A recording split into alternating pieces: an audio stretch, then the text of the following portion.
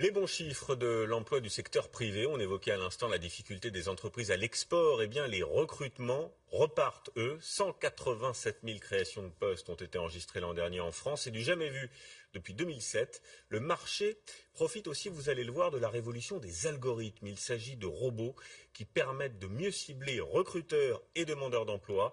L'embauche ne se fait plus sur CV, mais en fonction des compétences. C'est une révolution. Alors est-ce une réponse durable au chômage? Quels avantages, quelles limites?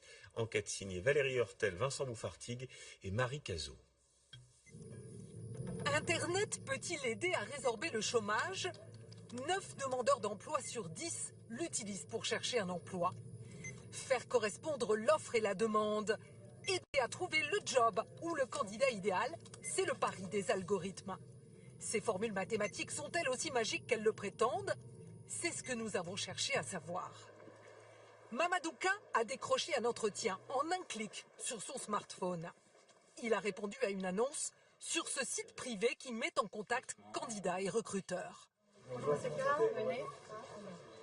Il a rendez-vous dans cette société qui livre des repas. Elle cherche un commis de cuisine pour 2 mois. Combien de temps pour venir, Dany? 20-25 minutes. D'accord, ok. Bon, ça va, c'est bien. Ce n'est pas la première fois que l'entreprise recrute sur ce site. C'est hyper pratique, on a une vision, les candidatures tombent tout de suite, il y a beaucoup de candidatures. J'ai eu 161 candidatures déjà en ayant posté la mission il n'y a pas très longtemps, 2 jours je pense. Ce travail, il s'y voit déjà.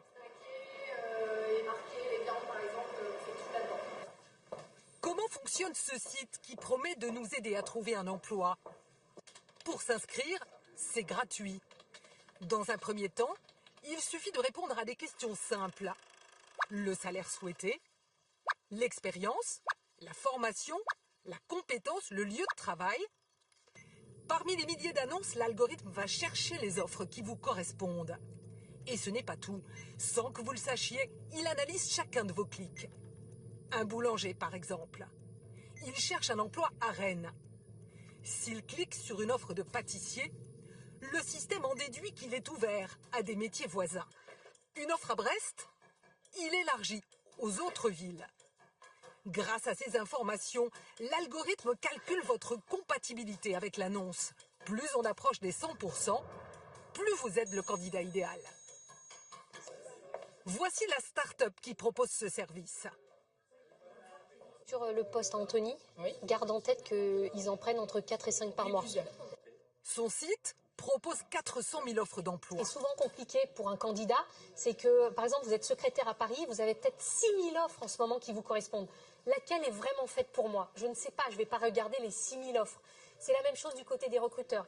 Les algorithmes nous aident à classer les offres pour les candidats et les CV pour les recruteurs dans un ordre de pertinence par rapport à l'offre d'emploi. Des sites comme celui-ci, il y en a de plus en plus sur le net. Tous à la recherche de l'algorithme qui fera mouche à tous les coups.